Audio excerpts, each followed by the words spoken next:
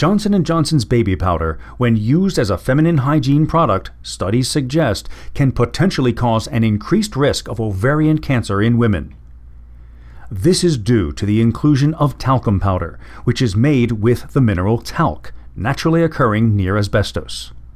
According to the American Cancer Society, talc is a known human carcinogen when tainted with asbestos.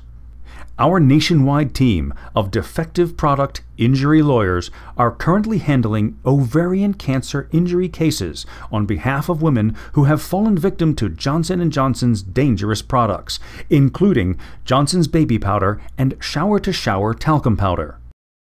If you or a loved one has been diagnosed with ovarian cancer and you believe it has been caused by using Johnson & Johnson's baby powder, you may be entitled to benefits and financial compensation. Speaking with our experienced personal injury lawyers handling Johnson & Johnson talcum powder injury lawsuits is a wise move. Johnson & Johnson has been aware for decades that its talcum powder products were potentially dangerous to consumers, yet the company never did anything to protect its customers from cancer and the other side effects that have surfaced. Internal documents from the company show that officials were growing concerned that the federal government might classify talc as a carcinogen, and they tried to find ways to deter the government from doing so. To this day, Johnson & Johnson maintains that products containing talcum powder are safe for everyday use. This despite the fact that researchers have found talcum powder molecules embedded in the diseased tissue of those who have died after long-term use. In October 2015, a female victim named Jacky Fox died from ovarian cancer after having allegedly used Johnson & Johnson's baby powder as a feminine hygiene product for decades.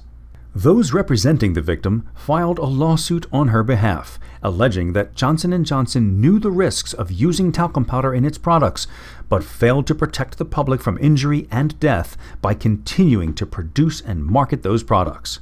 It was then discovered that in 1997, a medical consultant wrote a memo to Johnson & Johnson officials explaining that anyone attempting to discredit a connection between talcum powder and cases of ovarian cancer is denying the obvious in the face of all evidence to the contrary.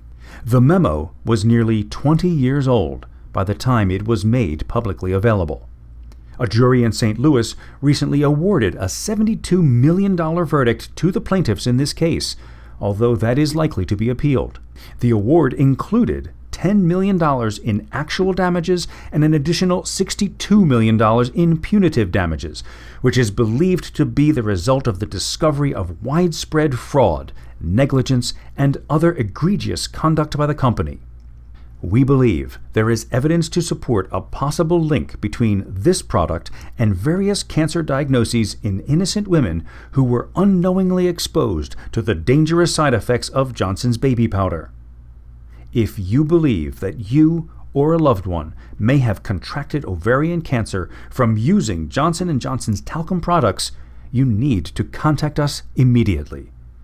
The award-winning, dangerous medication attorneys on our team are currently investigating injury claims involving ovarian cancer diagnoses in women who have used Johnson's baby powder as a feminine hygiene product.